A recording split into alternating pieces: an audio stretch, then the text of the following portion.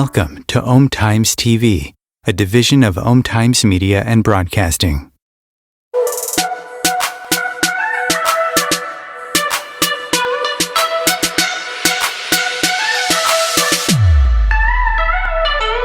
Consistently attract soulmate clients. Begin showing up on brand, monetizing on your calling. Welcome all spiritual coaches, leaders, healers, light workers, and practitioners to a show that turns you on in your business and amplifies your magnetism. I'm host, catalyst, and spiritual business coach Rosalyn Fung, and I'm here to journey with you into the juicy and help you discover where the real gaps are. Ignite your mindset and soul with strategies and systems as each episode takes you to the sweet spot that activates your soulgasmic business. Enjoy this light language activation as we begin to magnetize and monetize. Hello, loves. How are you doing? Welcome to another episode. If you're new to us, if you're new to me, my show, Rosalyn Fung, welcome. I have my amazing husband here. Amazing. We are pre-recording this, so as you're listening to this live or on the replay, this is June 24th, right? 24th, yeah. And we are live streaming this on August 11th, one day before our 16th wedding anniversary. So we've been together for 20 years. For fun, we are called Pleasure in the Bedroom and Bank because we bring our gifts together to co-create and contribute to the world. And my background is former psychologist in marriage and family therapy and a self-love coach. And now I'm an Akashic visionary life and business soul coach for coaches, healers, light workers to help you literally get out of your own way, show up boldly, authentically, unapologetically so that you can create the life and business of your dreams and exactly on your own terms. And I am Dan Haig, certified financial planner at IG Wealth, and now actually Haig and Associates Private Wealth Management, which is the private wealth aspect of IG Wealth. So I assist people and organizations basically make the best use of their money. Amazing. So together we call ourselves Pleasure in the Bedroom and Bank because we are very, very passionate about helping individuals and couples really look at their own money stories, money beliefs that are holding them back from creating more wealth. And also having the financial strategies with that and the psychology and energetics of money. And me being a former couples coach or therapist, it's really about how do we have sacred conversation. And Dan and I are here, we're students of life first, and we're here to be examples of being the change we want to see in other couples. A lot of couples and friends look up to us as a power couple. And, of course, we're not perfect. So what the heck is that? What? So, and so we thought, what would be really fun to do to celebrate our 16 years together, or wedding anniversary, and 20 years together this is totally an unscripted show. We have 80 random questions we can choose from. We're going to shout out a number to each other, and then we're going to find it. And we just literally Googled, I don't know what I Googled, to be honest. I'm like, fun random questions to ask your partner. Good. So literally we're going to do that, and in hopes of what's going to come through are messages and lessons that we've gone through that will also support you and see what messages resonate with you and how you make meaning for it. So, really, this is about us being in conversation, real and raw. I'm not wearing my fake eyelashes today because I might cry. I was going to comment on that, but I'm like, no, I'll just leave it. Yeah. I don't care. You know me. Even in our Manifest More Money workshop that Dan and I put on together, which is for sale on my website, rosalynfung.com. I think at the very end when we were chatting, the eyelash was falling off. So I was like, all right, we're just going to take those off. I'm comfortable with or without them. And, you know, I really feel like what's going to come through is going to be just so yummy. And not just for us, but like really, I feel like what's important is the messages that are going to come through for you as well, to our beautiful listeners and our audience. So for those of you who are new to us, or maybe just to refresh your memory, often we get asked, how did you meet? So Dan always jokes. I always joke that if you want the 2-minute version of the story, I can tell you that. If you want the 2-hour version of the story, Roz can tell you that. So we'll do some sort of hybrid. Yeah, so usually I start telling the story and then Roz corrects me because I said something that's apparently He missed incorrect. the details. He missed the details. Well, a 2-minute version of the story usually doesn't have too many details. So, but that's how we roll. We're just we're on the fly here. It's fun. That's how we work. Yeah. So long story short, a girlfriend that I'm kind of like on and off friends with since kindergarten. We aren't friends anymore. With love, I say there's a little bit too much. How can we say, like, just not on the same wavelength? How about that? You know, and I know that, of course, so contracts wise, we always like come into people's lives for certain reasons. And I know that she came back in my life so I can meet this man. And it was funny because I had just broken up. This is goodness, like I said, 20 years ago. I was 21. And she came back into my life. We were reconnecting. And I think it had been at least a good year because I had just gotten out of a relationship about a year and a bit. And we were like catching up on each other's lives. And she was telling me she met this group of guys. And one of them looks like her ex-boyfriend. And I was like, oh, let me see. And I enjoyed her ex-boyfriend. So the first time I saw Dan was because, you know, there wasn't text messaging pictures. We're talking 20 years ago, okay? So was a picture of Dan emailed to me on my big ass computer monitor, the clunky ass ones. The ones that weigh like 50 pounds, right? Yeah. And so I was like, oh yeah, he's like cute, you know, he totally looks like your ex. Not an energy of like, let me check him out kind of energy. It was like, let me check him out because he looks like your ex. I want to see if that there's a similarity there myself. I kind of like those things. And anyway, we actually ended up meeting. I saw you, but we didn't get introduced to each other when we like shortly after I saw a picture of him. And then just sort of like consecutively happened. And one day this friend was like, let me just get you guys a meet. Because I was like, oh, he's really cute. And I was like, and he has a nice body. So 21-year-old mentality. And so she's like, oh, let me set you up. I'm like, no, I just want to be single. I don't want to be committed to anything. And, you know, I just want to do me. But we met and I was like, oh, he's really like, yeah, I like his personality.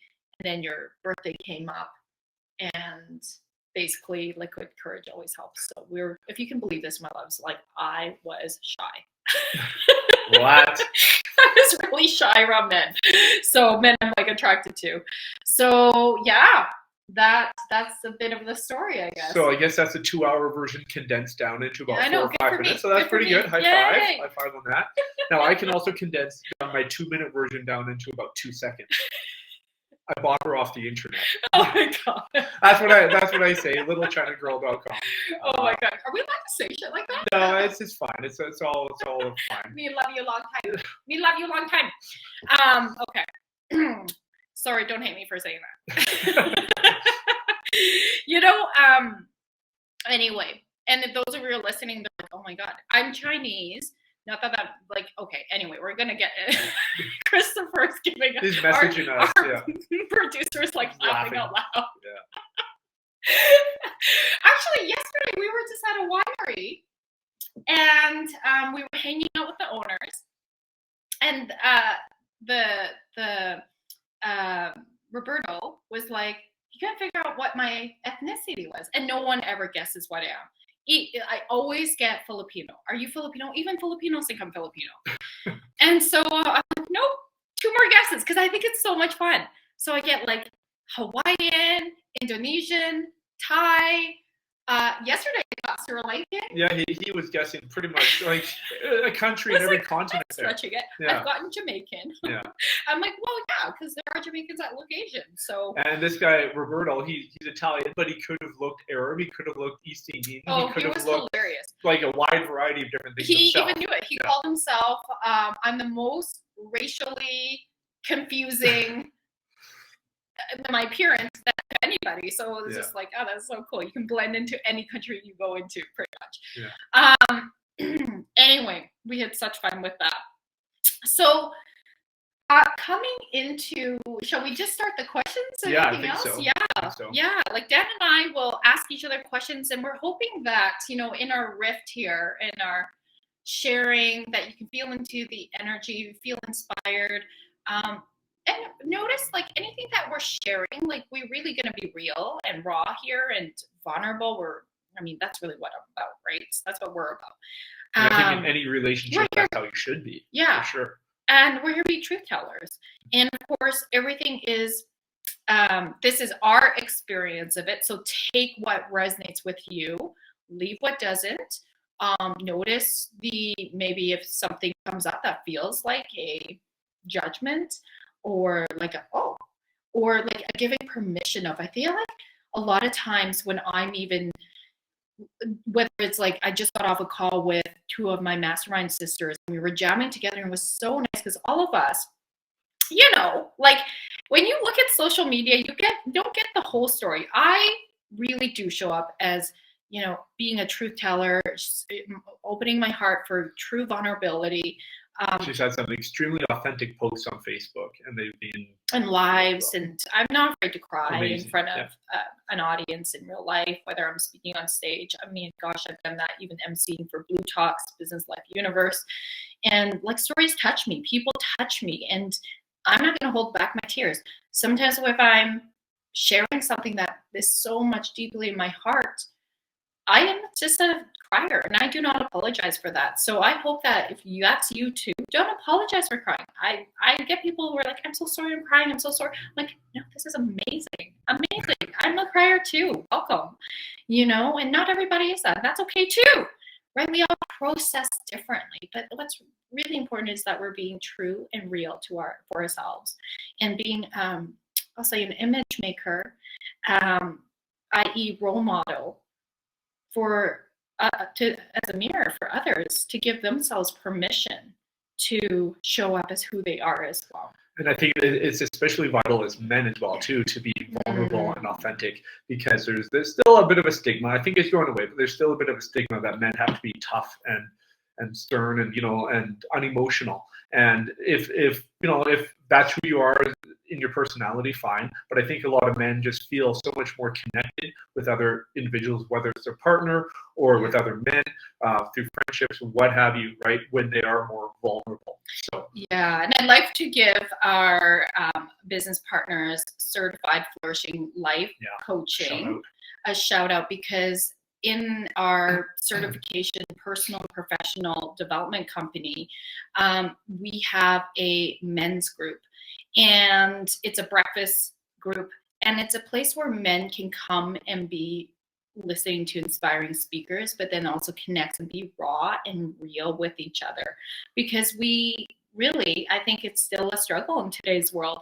Men don't have a place often where they can just let themselves be who they really want and share in such a vulnerable, courageous way, and be held and be seen, and have other men be like, yeah, you're not alone in that, bro. Like, I totally hear you, and, receive true friendship in this vulnerability. It's so powerful. And, women kick our butts at being connected and authentic with each other, and men hesitate quite often, unless you already have a deep bond with someone. But it's harder for men to break the ice. So these men's groups, they help break the ice, and we have guest speakers from powerful men, Olympic athletes, and motivational speakers. So in real time, we had our first event just this past last weekend in June. And if you're looking at this in August, it's looking like we're going to have our next event in September coming up. So it's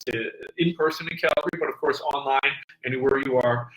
We can certainly share more details when they become available for our September event. Yeah, you can follow them at Certified Flourishing Coach on Instagram and Facebook. I mean, DM me and I can connect you into the community so that you can make sure you're receiving their events and upcoming events. So, and of course, the certifications and the personal development courses, they are for you if you are really wanting to embark on personal growth.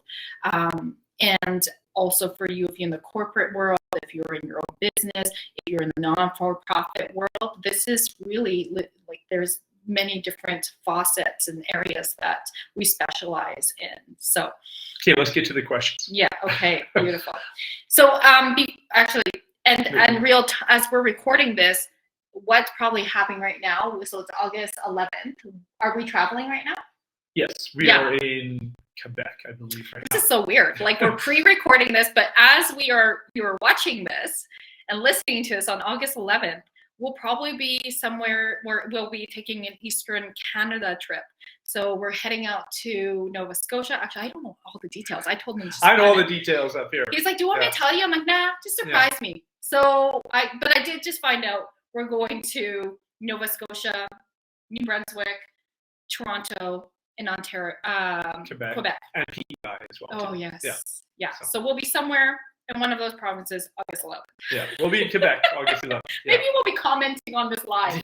Yeah. So, okay, amazing. So I think the random number we're going to be starting out with is the number 43, because in real time, I just had my birthday not too long ago, and I am now 43. So let's find out what number 43 is. Are we both answering the question? Sure. Okay. Why not? Okay. So if you could have tickets to any play or musical, what would you see? Oh my God, I don't even watch plays and musicals. Okay, well, I really love, so I don't think it's a play or a musical, but I love Cirque du Soleil. Oh, yeah. I love Cirque du Soleil. Is that I would call that. Yeah. Okay, that's what I would see. And I don't care which one of it is. I don't even remember all the ones we've seen. Yeah, we've seen like 4 or 5 of them. Yeah, and the coolest places. What was the one where it was just like in almost like a sketchy area? In Quebec City. That's where it was. Yeah. Yeah. In this kind of industrial area, there was like overpasses going. It was because so they started in Quebec, so they had free shows going on when we were there, and it was fantastic. It was at this intersection of a highway. What? But it was amazing, and you just stand there. And there was 500 people, whatever it was. It was a cool experience. Do you? So I don't have great memory about locations and things like that and names for some reason. If it's not like related to people, usually I'm okay with remembering people's names. But do you remember the name of the show? No, like not a I chance. can't remember songs, movie names, like anything. Like it's so funny. But yeah, it's just the fact that it was unconventional, unpredictable. To be in a place that's not a formal place where you would watch a play or like a Cirque du Soleil show. Like I thought, oh my God, I love how creative that was. And secret, I actually looked for that type of event again as we're going to Quebec, and they don't have it, unfortunately. But I mean, it was memorable for me. I was like, oh, that would have been so awesome. Maybe as this is being filmed live, we'll be driving right by it. Yeah, perhaps. Perhaps, yeah. Okay. I'm going to answer the question. So 2 answers to this question. If you could have tickets to any play or musical, what would you see? I want to see Phantom of the Opera. For the only reason that the song, the Phantom of the Opera, the main title song, I love that song. I don't know, I'm not a singer. You don't want to hear me sing, but whenever that song comes on and nobody else is around, I might just sing a little bit. So I would love to be there and hear it live, and you probably don't even know that about me, but no, I didn't. See, this is cool. Well, did you know I actually went to go see Phantom of the Opera? You've seen it? Yeah. Okay. I saw it in Toronto with my only other family in Canada. And with my aunt, my uncle. I was about 14 years old. So unfortunately, I did not appreciate it, back then. Like, I don't remember it. But yeah, it just wasn't meaningful to me because I was 14 and very sophisticated in this world. So, okay. Sorry, and the second part to my answer is I would want to see, maybe this is a bit of a cheating in this answer, but when I was a kid, I saw Famous Players, which was, everything was black, and they had, people were wearing like neon highlight costumes, and they would do these dance, and it was the most memorable play I've seen as a kid, and it bonded me with my mom because she took me to that. So I think it was more about that experience, that bonding experience, rather than whatever the event was about. So, and you know, I've looked for those types of events with my own kids too, because that event with my mom had such a memorable impact on me.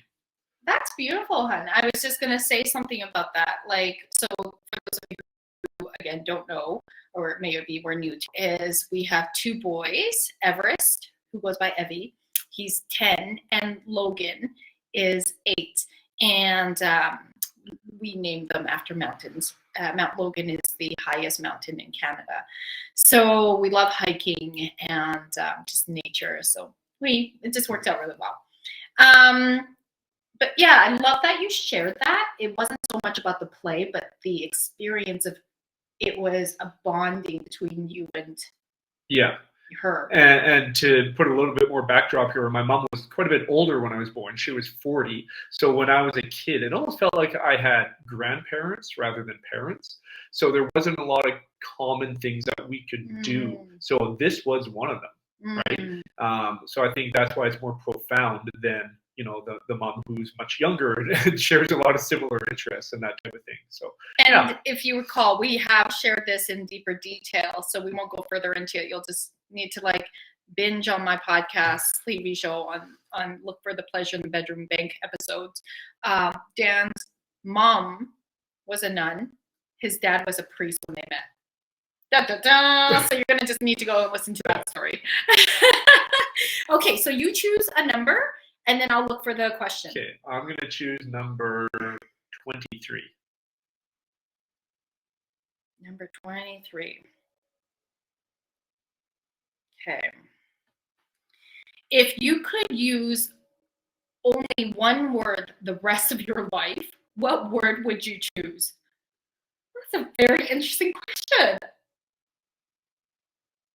Sure.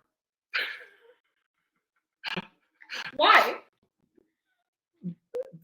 Because it acknowledges, it shows that you acknowledge it. You can, and if you can only use the one word, there's different ways that you could say it. You can be like, sure, or you can be like, sure. You know, so if you say yes, I mean, maybe that doesn't have the same impact, but sure, I think could be interpreted in different ways, right? To speak your position. Sure.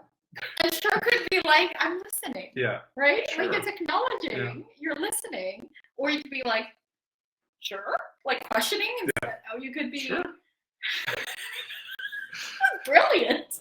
Brilliant. Oh Wow. my goodness. There we go. It's not often Ross calls me brilliant, so I'll take that one. Okay. Sure. Maybe that would be my word then. No, you got to think of your own. Brilliant. Oh, okay. Because I could be sarcastic about it. Yeah. Brilliant. Or like, I'd be like, brilliant, if I can't say anything else. But like, again, it would be the way, I think what we're really getting out of this is, it's the tone. Yeah, exactly. You can do that with many, many words. Okay, here comes a message coming through. Right? On so many levels. So what I want to say here is, you know, the way we work as humans is we will always process the nonverbals first. Big time. Right? Facial expressions, tone of voice, body language, energy over what's actually being said. This is why even, you know, like couples can either connect or disconnect, because all the nuances of how we're filtering through our own perceptions of how we're communicating or receiving each other's communication can be either detrimental or connective. So really important to notice your tone and your energy and the intention behind mind your words. So that's why teaching is the worst form of Oh communication. my God. Can we talk about drama? Yeah, we could go into that for a while, but should we? I don't know. Do you have a story there? If you have one. No, we'll leave it. We'll leave it for another time. But well, is it related to us? Yeah. Oh. Yeah, no, let's do it. Let's do the it. recent situation. Okay, so we have a friend. Well, I have a friend who came to visit.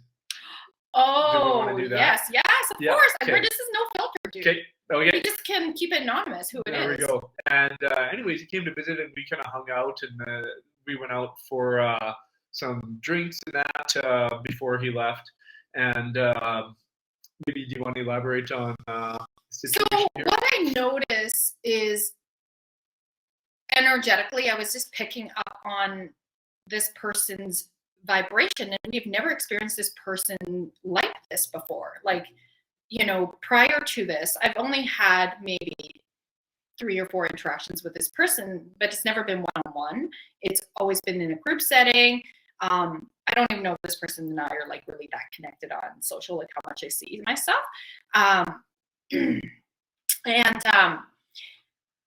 What I noticed was how I felt like this person was very in their victim. And I've never seen, because prior to this, I felt like this person's really big, open heart, really community oriented. You know, that was and a great dad.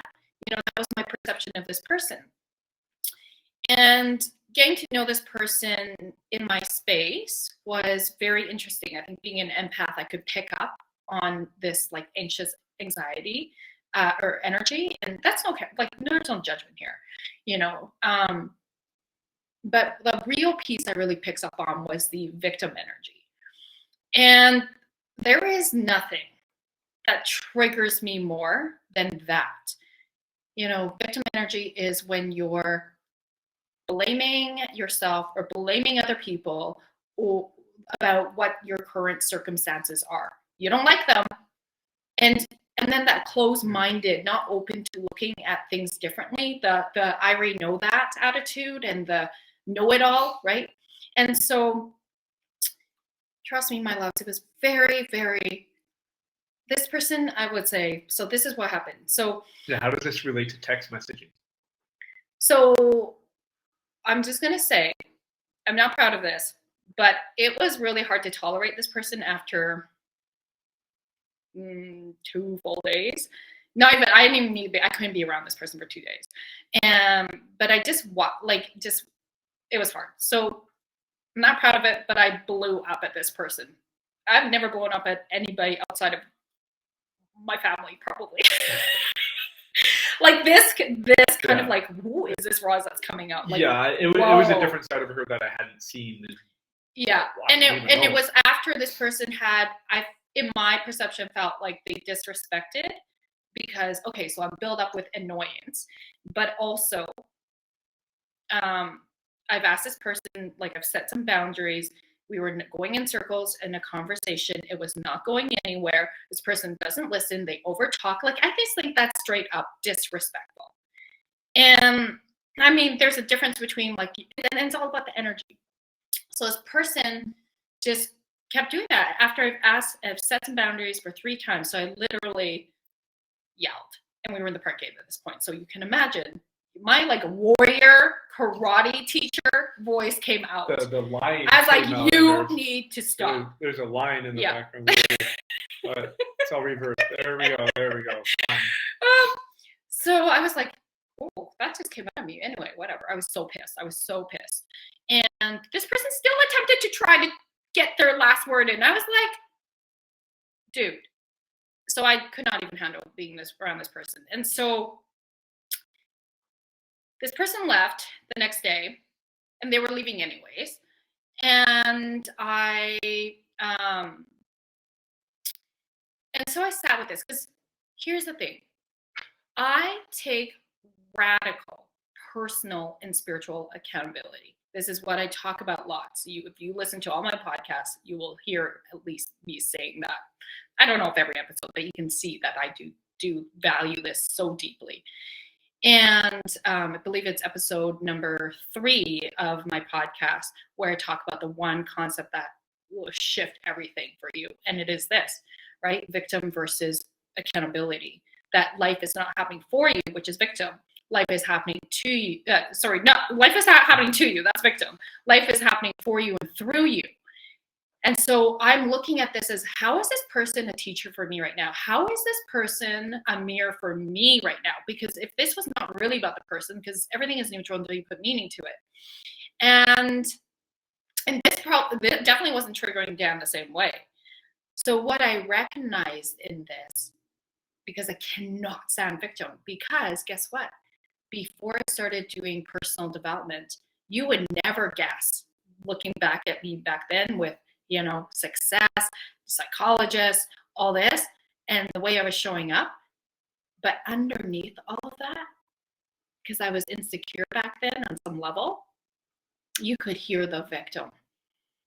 And it wasn't until I was in personal development group coaching course that all your beliefs show up and are in your face. You can't hide from them. And it was so apparent. And so that's why I saw my old self in this person. And I'm like, oh, okay, that's what it's about. So then text messaging, here we circle back around. Text messaging wise, I taking accountability. I'm calm, I'm grounded now, I'm neutral. I write a message taking full on accountability. This is after he's gone back. Full on. And I have Dan read it. Man, nothing I'm telling you is I'm basically saying, hey, I see you as a good person. You have good intentions. And I noticed I got triggered, and here's why. And I did say, so I took full on accountability saying, this is my shit. You don't need to change. It's not about you. This is just, I want to share this with you. And so I thanked him as a teacher. I even said, I fully support your friendship with Dan, because he's more Dan's friend. And, I thank you for showing me where I need to have more love, have more compassion, even for myself and for others who I see that. And I did call him out though on, I don't appreciate being, because I stood up, set my boundaries, interrupted, over talks, and blah, blah, blah, not listened to and not respected that way. So you're going to have to stay tuned to see what happens after commercial. Da, da, da. Om Times TV. Imagine becoming a super influencer. Reinvent yourself, invest in your brand, and then manifest your success with a robust spheric approach. Om Times Media and Broadcasting offers a unique and multifaceted way to become the spiritual and conscious influencer you deserve to be by putting your message across our powerful platform with its proven record of integrity and excellence. Through our produced shows, Om Times offers the opportunity to become a social media TV personality, a radio show host, an Om Times magazine columnist, and a syndicated podcaster, all in one shot. By live streaming your show on Om Times TV and broadcasting it across the extensive Om Times radio and TV networks, you become more than a host. You become an ambassador and a force for positive change. Om Times. Open yourself to the possibilities.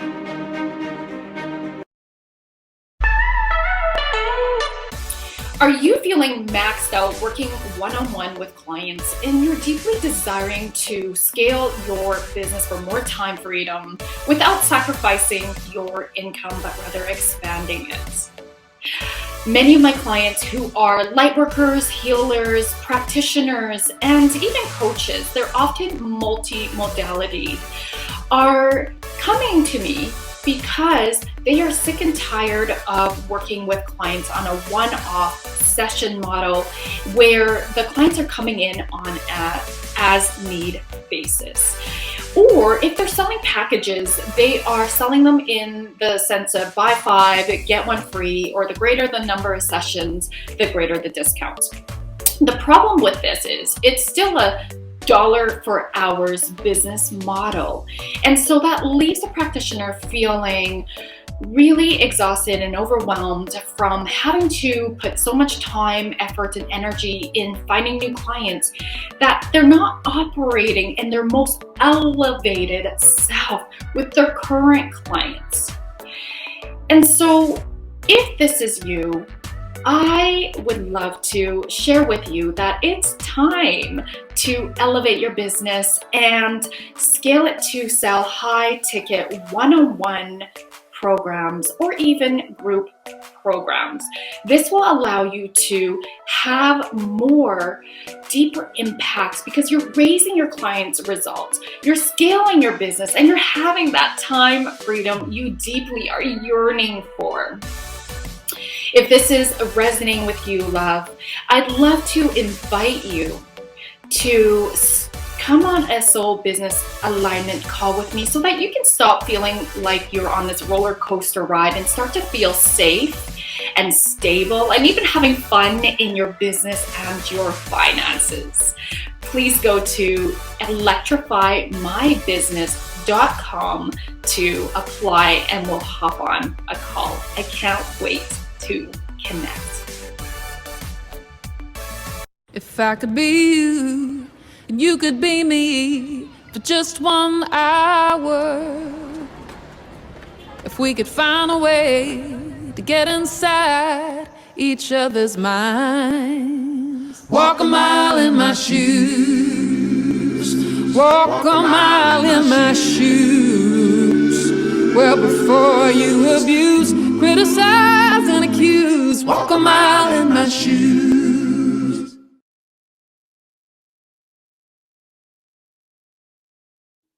Okay, welcome back, love. So we were just talking about the story about the power of, how text messaging can be misconceived, and I've just been telling you, misperceived, conceived, perceived.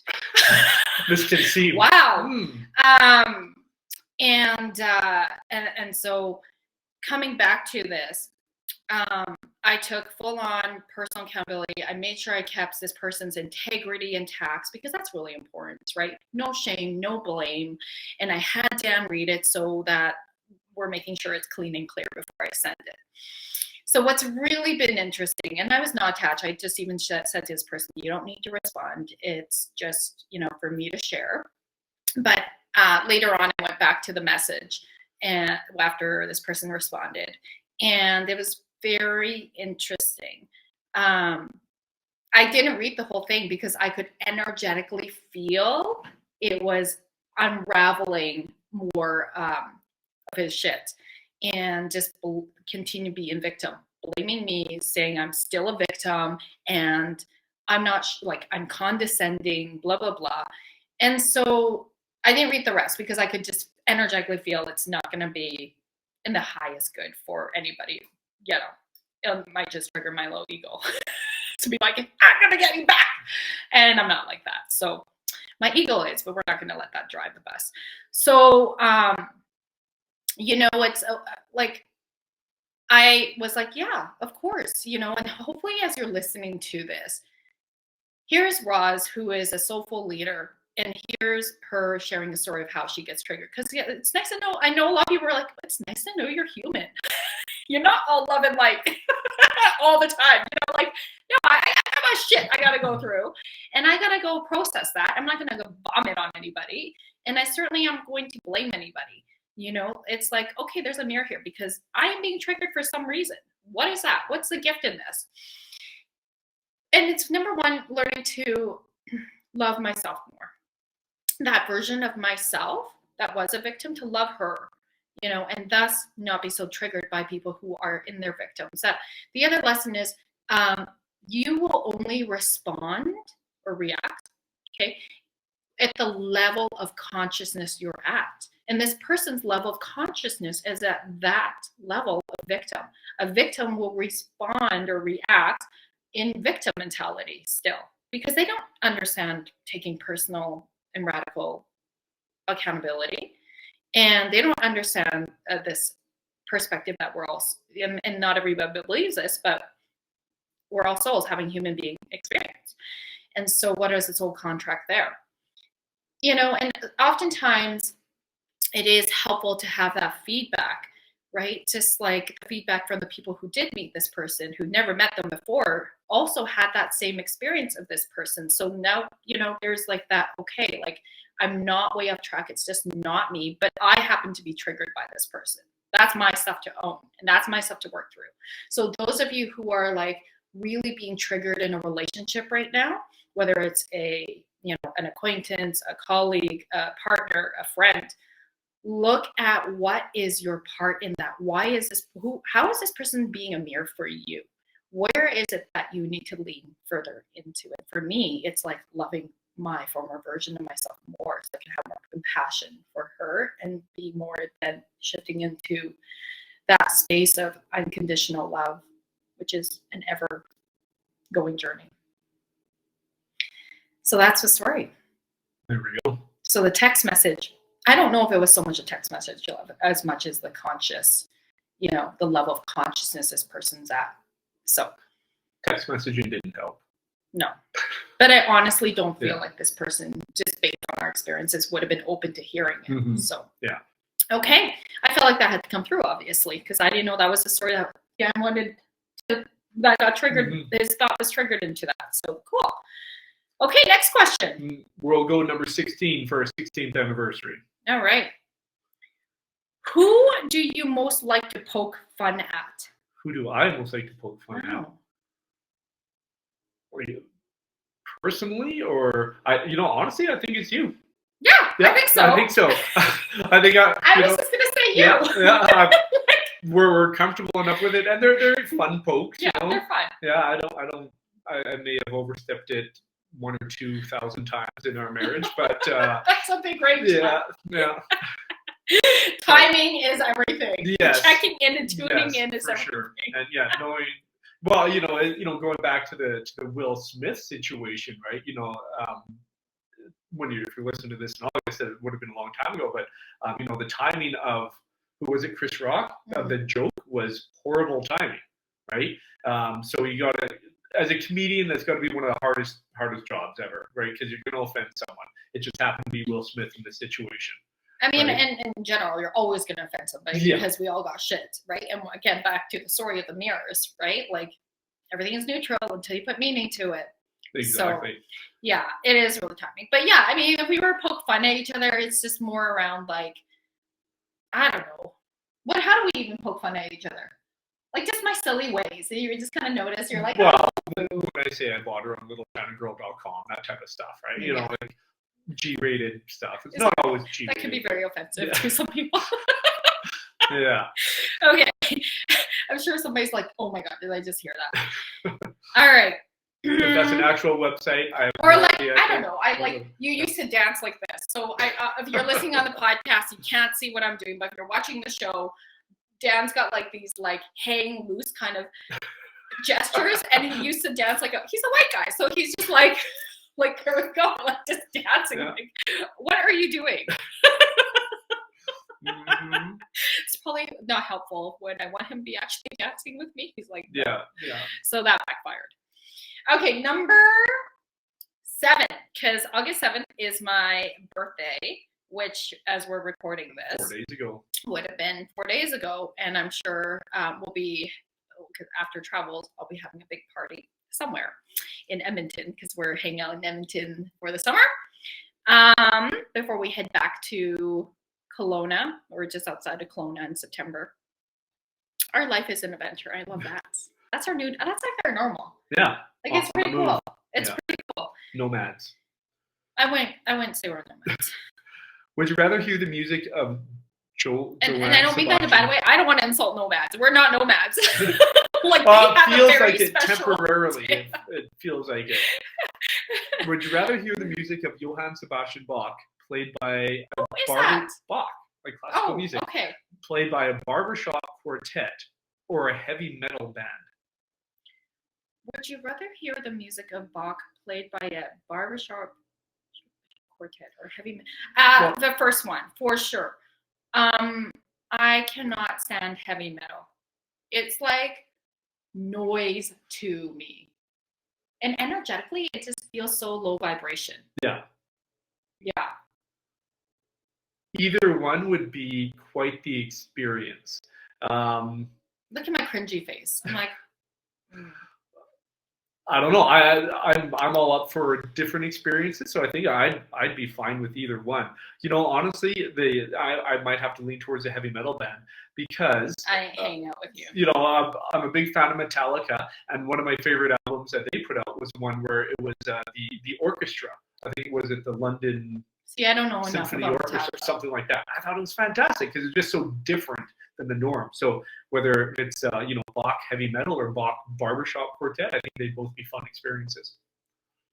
Yeah, I didn't know that about Metallica. That's interesting. Yeah. Well, that might be actually really pretty if they played it that way. Yeah. Because when I think of a heavy metal, it's like that noisy. Well, screaming and yelling and anger. But, yeah. I can't handle that. But it's Bach. And then it also reminds me of, if you guys have ever, YouTube or Google Dr. Emoto, he measures he put positive words in water, and then he also put negative words in different waters, like different kinds of words. And he played music as well to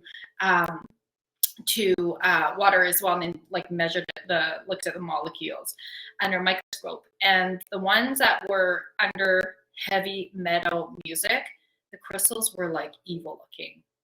So yeah, I just don't like heavy metal music at all. Can I throw in there a dad joke that I used on my kids and it bombed big time? Yeah. Sorry guys, I'm apologizing. We were watching some YouTube videos and Arnold Schwarzenegger from Terminator 2 was on there, and he said, "I'll be Bach," and then I said, "And you can be Beethoven." And the boys were just, they looked at me blankly. They don't know who Beethoven is or Bach, They don't know. So it was horrible. I thought it was good timing, but I'm laughing. I think I'm laughing more because the kids. You got to take these wins in life. The right? kids don't get. They had no idea. No idea. What? Okay. You pick a number now. 66. Okay. Oh, they just. You've got a list that restarts. Oh, do I? Okay. Do you have a list that doesn't restart? Let's go to 66 on my list. Okay. Your worst punishment would be touching blank for 24 hours straight. Your worst punishment would be touching blank for 24 hours straight. Something hot, like burning, would be that. Okay, let's say it doesn't hurt you. Let's say it's just disgusting or undesirable. Oh my God. Yeah.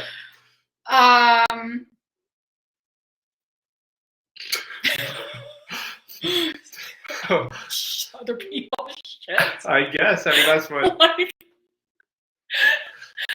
people's shit, like the fucking outhouse, yeah, your hand in an outhouse. In there, or okay. Why is this even a question? I don't know.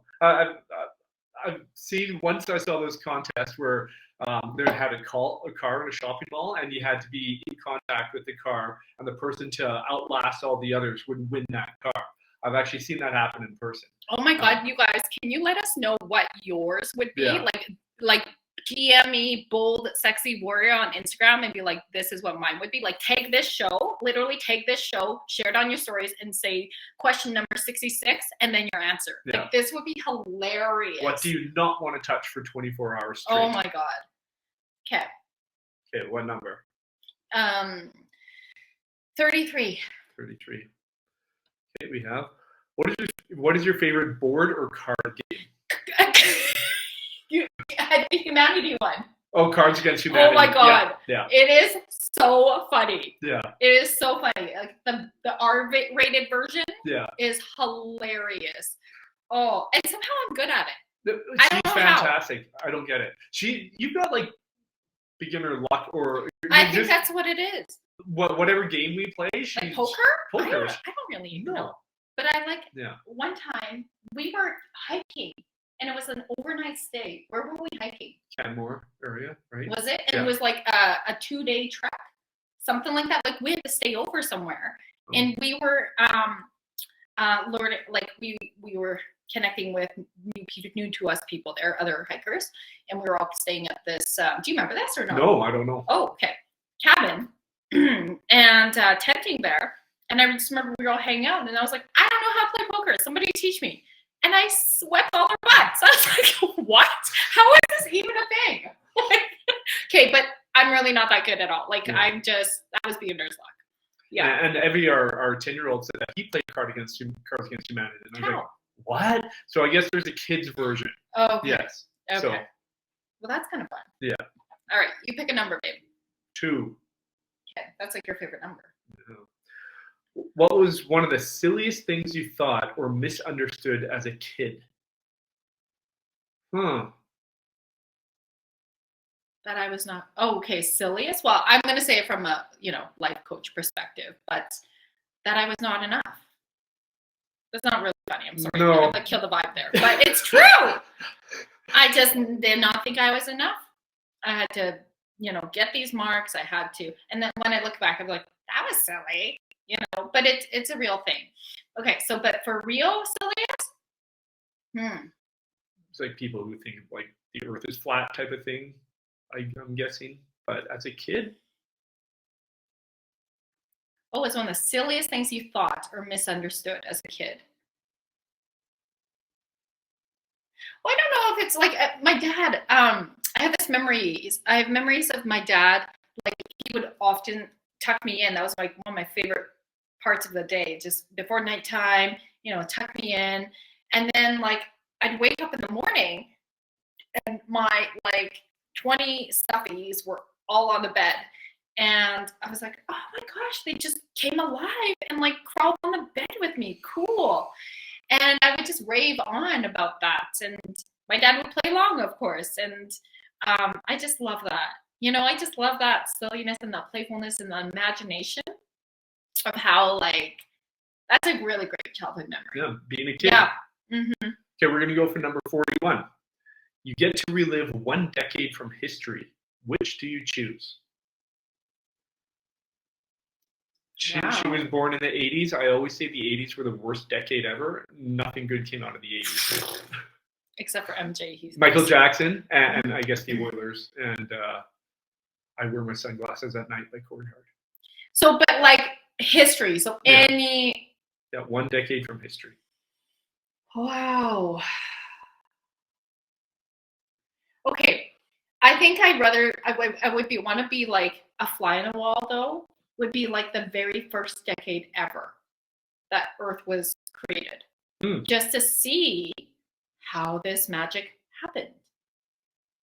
I don't maybe when I don't humans weren't here yet, so is it caveman years?